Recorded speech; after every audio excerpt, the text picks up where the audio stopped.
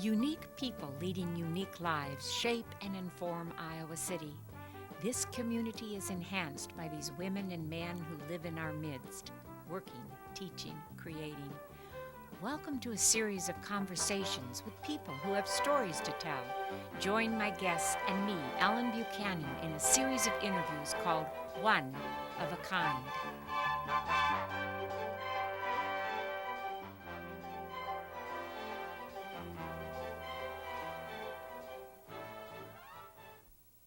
Jack Kennedy is an extraordinary high school teacher. One of a Kind today is being filmed in Mr. Kennedy's classroom in City High in Iowa City. For 20 years, he has taught, challenged, and inspired students in the field of journalism. His honors are numerous and impressive. Here are just a few. The Dow Jones Newspaper National Journalism Teacher of the Year awarded in 1993. The IHSPA Journalism Teacher of the Year in 1995. President of the High School Press Association from 90 to 95. Winner of the Gold Key from the Columbia Scholastic Press. Pioneer Award for the National Scholastic Association, and most recently, an induction into the inaugural class of the Hall of Fame for the Iowa High School Press Association. Besides teaching, he's sought-after speaker for workshops and addresses and seminars. Mr. Kennedy oversees the student newspaper and the high school yearbook at City High. The newspaper is called The Little Hawk. The newspaper is a model for other journalism classes across the country. For 7 years in a row, The Little Hawk has won the prestigious National Newspaper Pacemaker Award, also known as the Pulitzer Prize for High School Journalism. This honor is awarded nationally to only 10 high school newspapers.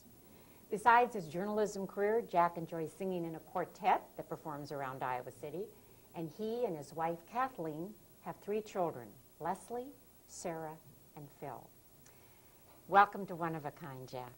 Nice to have you here at City High. I know you were born in Iowa City, so your story begins about 47 years ago. Yes. In the Kennedy clan. Yes. There were quite a few of you, weren't there? Well, there were. I'm the oldest of 8, and from a family that has long roots here in the Iowa City area. My grandparents originally farmed west of town out by Oxford, and then moved into town where the business was, which was originally Hope Kennedy Motors and eventually became Capital Implement Company. You now know it as Kennedy Plaza after my father retired a few years ago and leased the land.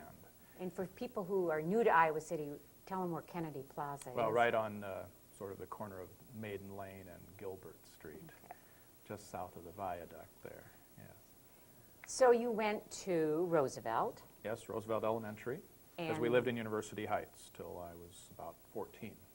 But your father, like you, had a love of journalism. What happened? He didn't pursue it.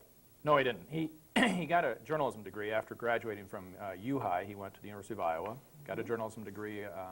His main emphasis was advertising.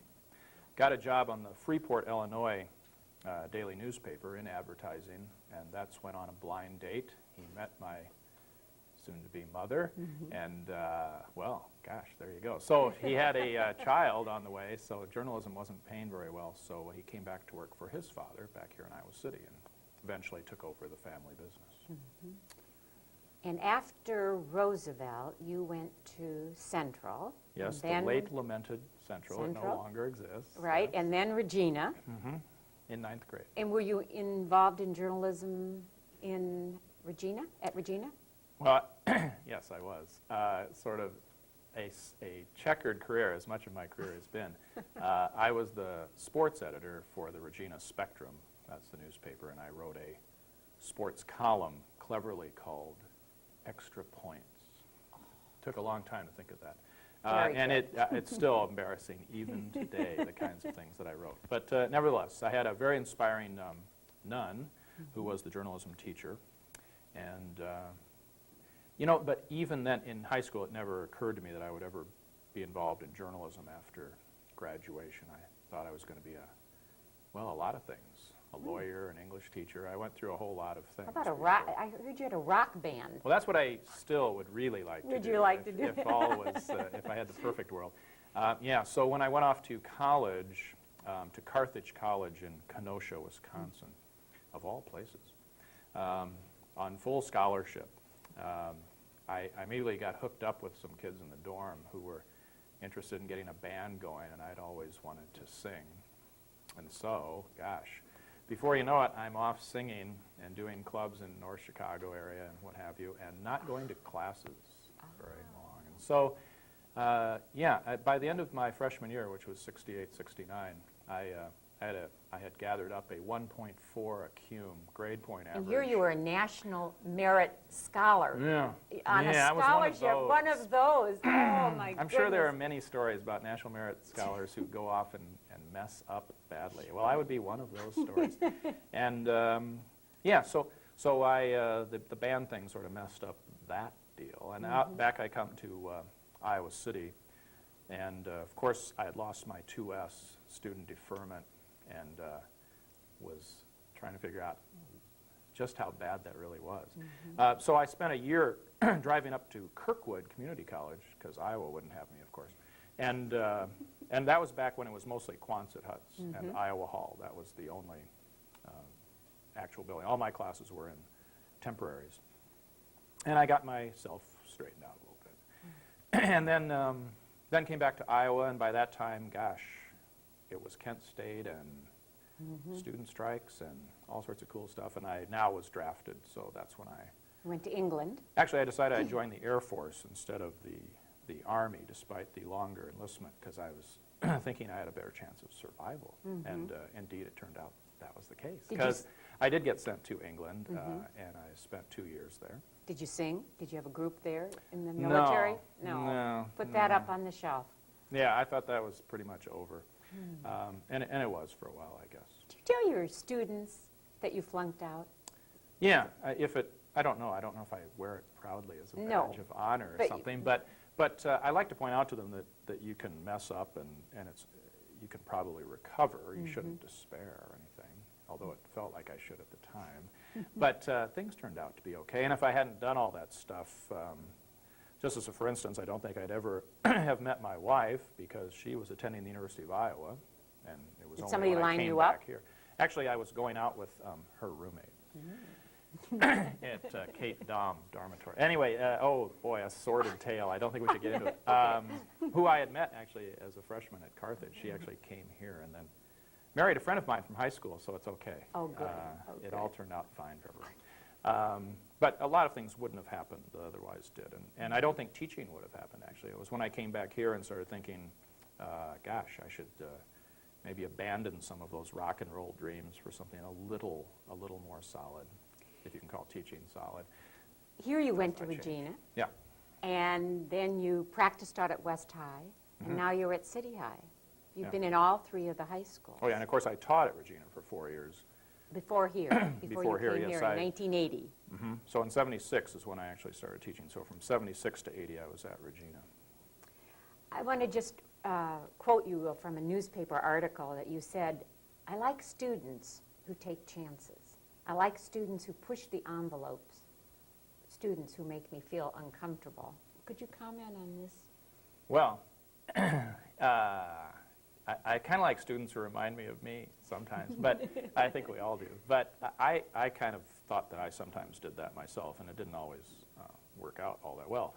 But I think that that's the kind of especially in journalism, when we're looking to either make a difference or make some changes, or it's a little bit idealistic, the whole idea of journalism.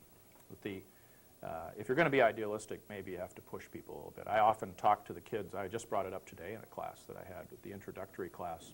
We talked about the great cliche of journalism: comfort the afflicted and afflict the comfortable. I bring it up all the time. Say it and again. Comfort the afflicted and afflict the comfortable. It's an old cliche, but it works well in journalism. I mean, we don't want to pick on people who are powerless, ignorant, oppressed. We want to help build them up. On the other hand, the people that have the power and can speak for themselves, well, sometimes they need to be reminded of who they serve or what would be right. So I like kids who are willing to look for those kinds of differences in people and take on tough challenges and issues. I think we've done that by and large, mostly because I think a teacher needs to give students sometimes just permission to do what comes almost naturally. And I think for a lot of the students that I have, they're quite bright kids. They've thought things through. I take no credit for producing these kids. Iowa City gets the credit for producing these kids and their parents and whatever. They come to me, ready to go. Now, what I teach them is sort of a certain style of writing. And I honestly believe a lot of it is giving them permission, turning them loose to do what they really believe is the right thing to do. Do you feel that that's the most important thing for you to teach your students? Is this issue about? Well, I try to teach them to be independent thinkers. I've always thought of myself, first of all, as a writing teacher. That's what I actually trained to be. It's all I really know how to do, except for British literature. I love to teach British literature. You? I don't get to do that very often. I Oh. thought I'd do that, actually, when I went to Iowa. But I don't get to do that much anymore. But I want them to teach. I want to teach them to be independent thinkers and to go off and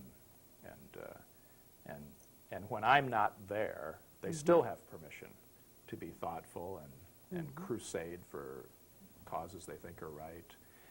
I also like the idea. Right now we're in the middle. One reason the room is maybe even more chaotic than usual is we're in the middle of what we call Paste Up Week. We have a newspaper this Friday, and it's a wonderful time for the kids to work together in a team atmosphere to produce something worthwhile that everyone in the community could read, or at least a lot of people will. And that's really an exciting thing, too, because, of course, I have a long history in athletics myself, and so I often think of myself as the journalism coach. My job is to get the team to work together to produce this outcome, and one of our games is this Friday, I guess. You can think of it that way. In this newspaper, the Little Hawk has won so many awards. You're kind of the standard for the nation, I think. What makes you so unique? Where do these come from, all these awards? What do you do? Well, that's a tough one. We have everything going for us that you need for a strong high school journalism program. We have a strong intellectual community base, a community that advocates free thought. We're not known as sort of the People's Republic of Johnson County for nothing. We've got a certain liberal kind of stance, and liberal in the best sense of the word liberal, in the true sense of we invite differences of opinion here. And that allows us to do stories that other newspapers in this country they go. Well, the question they ask me when I go to these other places is, how do you get away with that? And quite honestly, I'm not surprised anymore, but I used to be quite surprised, because I thought, well, why wouldn't we write about it? This is what kids talk about all the time. They talk about sexuality and drugs and alcohol and societal problems, and we probably ought to be reporting on those things and letting them work out some of those issues. And so we've done that. Now, that's where the Little Hawk probably first made its impact in covering sensitive issues. Since that time, I think we've continued to build on that, but it's hard for us to top ourselves. What are we going to do? We're not going to be able to become some kind of tabloid. So then I think we've also thrived on strong writing, which I feel pretty confident to teach, and strong design. We're design leaders. Especially in the 90s, I think we've sort of set standards for high school newspaper design. People try to look at what we do and take the best of those things. Have you ever been censored? Has anybody ever told you not to print a story here at City Oh, Hall? people of all times. People are always telling newspapers what to do. Everybody has an agenda, and I appreciate that. Administrators have an agenda, and hey, I've got a master's in administration. I understand what administrators want. I don't blame them for not wanting bad news in the newspaper, but we've never actually been censored. We've certainly had pressure from everything from superintendents, not the current superintendent, by the way, but a former superintendent once put some pressure on us. And he had a point, but censorship is just not the answer, probably. Education would be the answer. One of the things that I have tried to do, and I have to train my administrators. So I had Howard Vernon here, for my whole experience, and now we have Dr. Trudy Day here, another excellent administrator. But she's so new, I'm still breaking her in. I think eventually she'll be okay. But she gets the idea of freedom of the press, and I kind of have to convince them that we're going to screw up, because they're high school students. And if they don't mess up, well then you'll know that either I had a heavy hand in editing the whole thing, or things have been censored. But we're going to mess up because we're trying to do something that we think is important. And if we go over the edge or something, well, gosh, welcome to high school. I mean, high school is over the edge. Yeah. I mean, that's why I like it so much. You know, high school is one of those deals where people are either laughing or crying, and there's not a lot in between. I mean, it's an emotional roller whirlpool. coaster. You know, yeah, you're up and down, and that's kind of what a high school newspaper maybe ought to look like. I mean, if you have a good one, you know, I get nervous about high school newspapers that look so good and read so professionally that I know adults are doing the editing. And then, you know, you kind of have to wonder, well, what if that's the way we did school? Imagine that you handed me your Hamlet paper and I'm your teacher, and I handed back to you the perfect Hamlet paper that, of course, I wrote.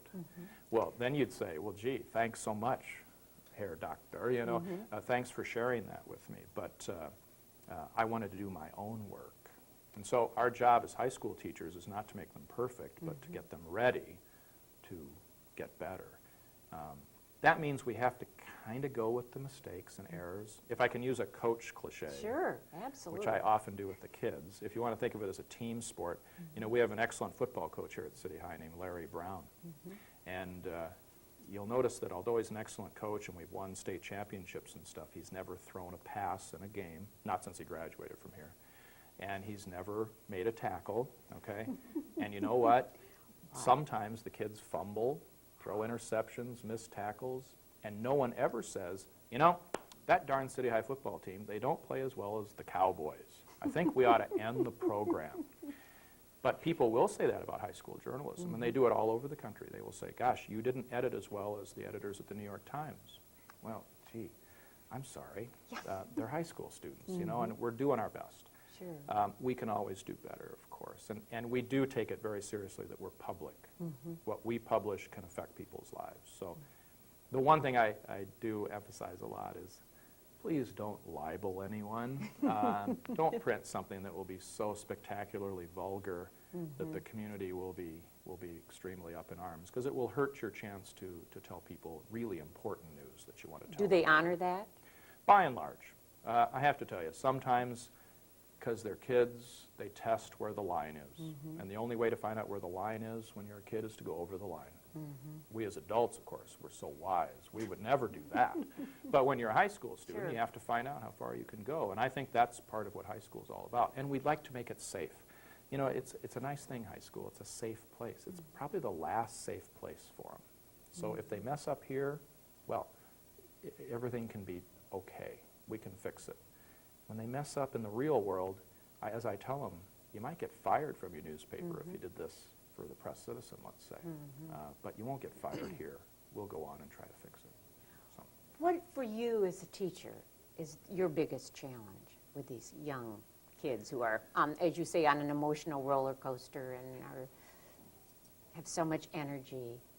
You know, the hardest thing for me is to keep remembering everything is brand new to a high school student.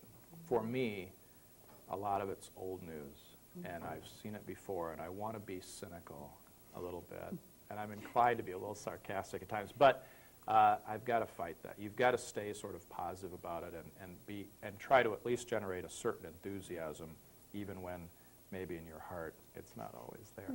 But they do tend to bring you along. I mean, high school kids have a lot of energy, enough for everybody, so they can kind of bring the teachers along too sometimes, even if we're feeling a little down. Do you urge your students to read newspapers from, like, the New York Times and the Wall Street Journal and the Louisville Courier-Journal and some Oh, of the absolutely. really... I once was told that every journalist ought to read at least one good newspaper every day and one bad newspaper every day. And in this area, we have a whole range of newspapers. I really won't rate which ones are which, but Yep. we have everything from you know, a fine student newspaper, the Daily Iowan, to you know, we're the #1 newspaper read in town in America, I read somewhere. Really? Yeah. The average household in Iowa City subscribes to over 2 daily newspapers, which is more It's than impressive. most. So So we know our newspapers in Iowa City. You can tell when you walk downtown and see all the stands filling up Lined the up. plaza. So, Yeah. You're asked to speak a lot, aren't you? yeah. When you go to these seminars, and you've even gone to, I read on a Fulbright, but what do people want to know from you? I mean, what are some of the main questions that they ask you? You know, the number one thing they want to know is how can we be like the Little Hawk? That's the number one thing. And of course, the answer to that is you have to move to Iowa City. And You I'm tell 'em serious. that? I do tell them that. I say, you know, you'd be crazy to try to take your situation and take what we do and somehow or other marry those two things together. This is a unique situation. It's why I'm here, and I haven't moved somewhere else. So that's the number one thing they want to know is how can we be like you? And I always say, well, you never can be, so you might as well try to find what your own comfort level is with certain kinds of coverage. They can cover the mechanical things that we do. They can sort of look at the way we design things, and they can look at basic approaches. I oftentimes teach other advisors if that's a really effective way to spread the word, if I have any word to spread, you know, because that's the ripple effect. So I really like doing that. For instance, I was in Oregon a couple of weeks ago doing an advisor retreat. There were about 20 advisors out in this log cabin, I guess, out in the foothills. True retreat. It really was a retreat. It was a government-sponsored retreat area, and they wanted to know those kinds of questions. They wanted to get inspired to teach again, because journalism teachers are kind of a weird breed, if I may say. They tend to be alone in their building. It tends to be, like for instance in this building, I am the journalism department. I can't go to another teacher and say, you know, let's talk about the problem we're having in this publication or something. Can't push against somebody else with. No, it's not like a regular English job where you'd go to another English teacher and have a whole department. It's not that they aren't supportive, it's that they just don't know the day-to-day routine. Well, so it turns out that we tend to meet at these kinds of conferences, retreats, etc. I'm heading for Texas on Friday to do a conference down in Austin. We're going to Phoenix for a National Journalism Convention in 2 weeks. And hundreds and hundreds and hundreds of high school advisors swarm to these things just to talk. And they want to hear from people who have done it for a while. And as it turns out, young as I am, I'm kind of an old-timer in the journalism biz because the average life expectancy, so to speak, for an advisor is like 3 years. You just get burned out. Yeah, they're just in and out. They don't stay very long. So when they find out someone like me, who has somehow survived despite the graying hair and whatever, that they want to know how do you do that. So they're interested. Secret? They're interested. They want secrets. But you know, I was reading a book that said, you know, as you really can't explain what you do in a cookbook style. If you do that, then what you do is a trick. So what you do is, what I think of what I do is I just am what I am. And I try to reflect that to the students because I don't have a recipe for how to be me or how to have this program. But people do want that because that seems like it would be easy. Well, I'll just mix up the recipe and it'll be cool. No, not the way it works.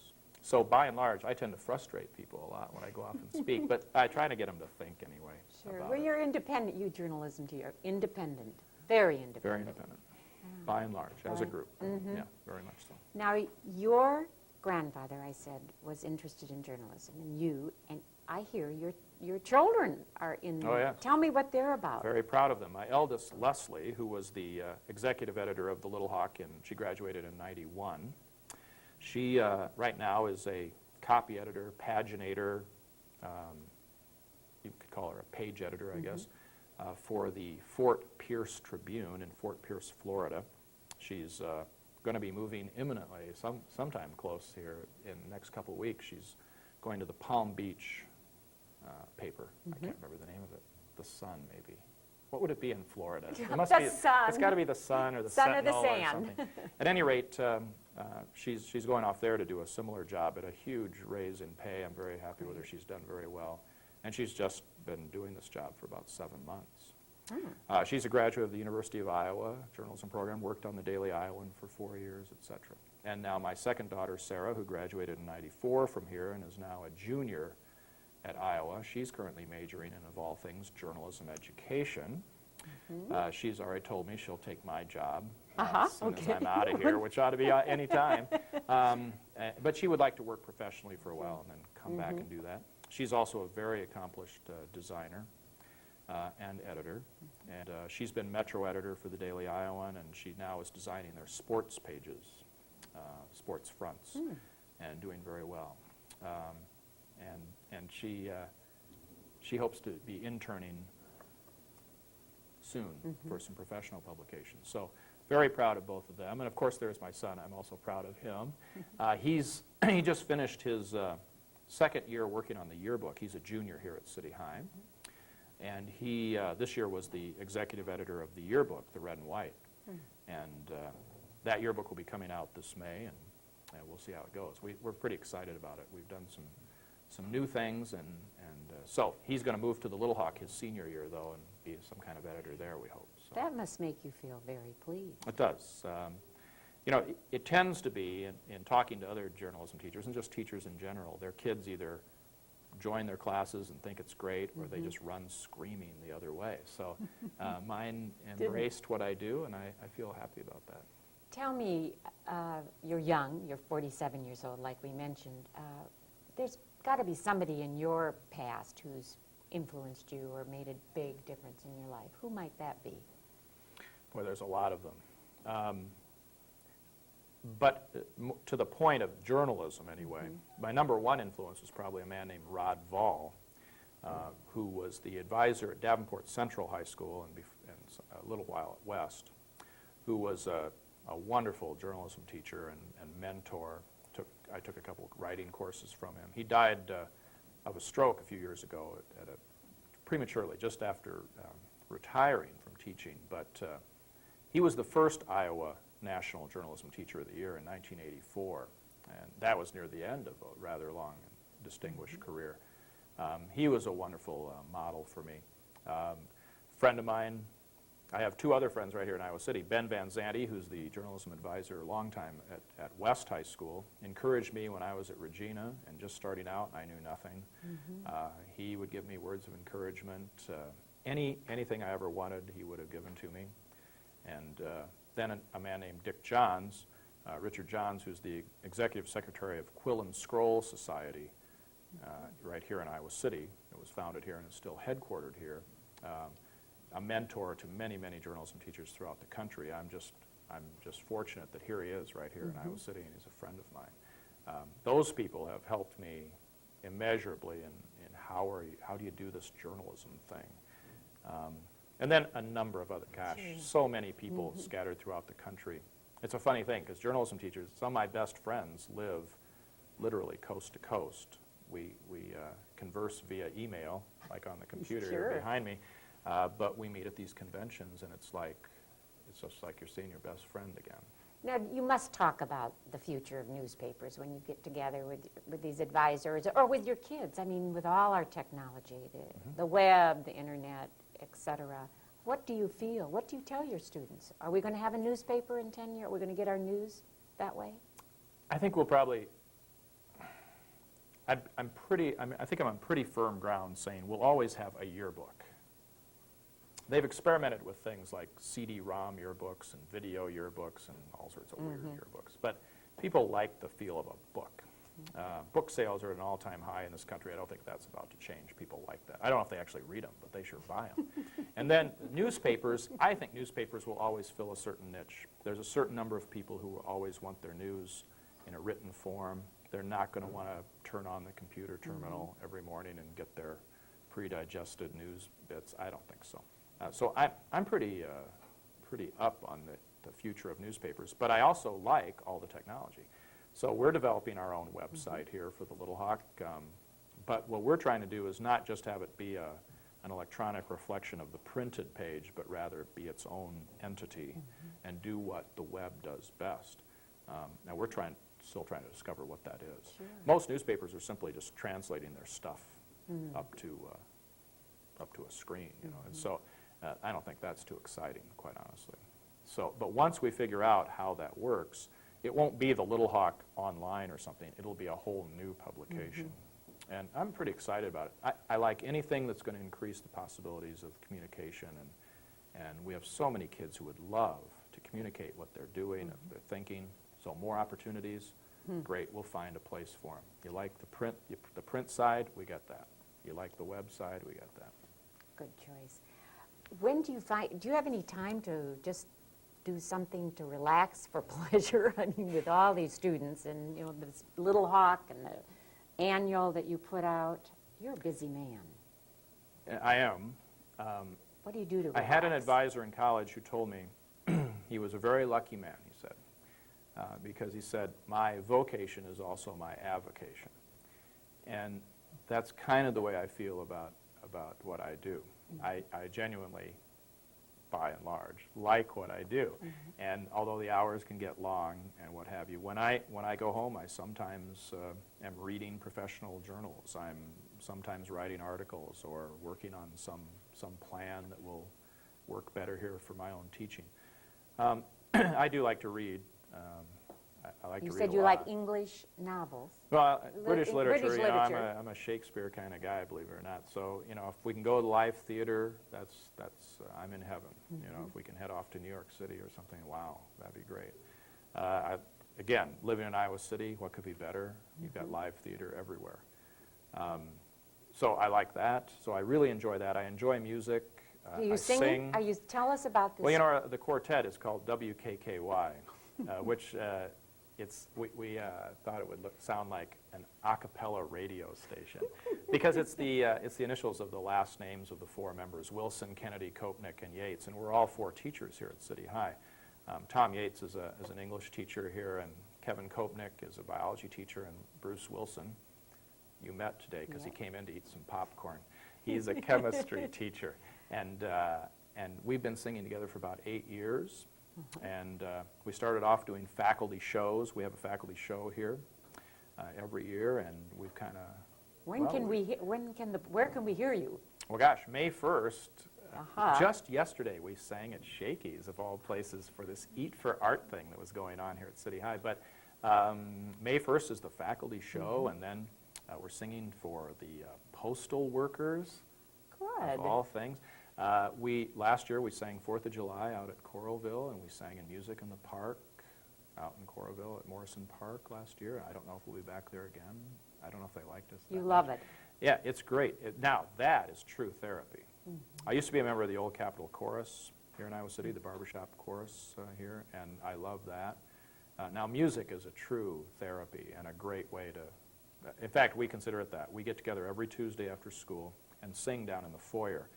I don't know if you notice the foyer here, but it's all marble. What a place to sing. Wonderful reflective sound. Can Even anybody if you're come? loud. Can anybody come and hear Hey, you? come on by. Bring your nickels to pitch at us and stuff, and it'll be fun. Oh, Jack, Yeah. this has been a real pleasure talking to you. For me as Lucky well. students, lucky students. My guest on One of a Kind is City High's journalism teacher, Jack Kennedy. He has been honored time and time again as Journalism Teacher of the Year. Jack commented, and I quote, "I like independent thinkers because that's what journalism really is, the teaching of thinking. Students need to learn to ask questions and not accept things as they are.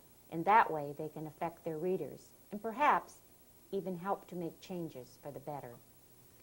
Our community is fortunate to have Jack Kennedy teach, inspire, and challenge our high school students. Jack Kennedy is one of a kind.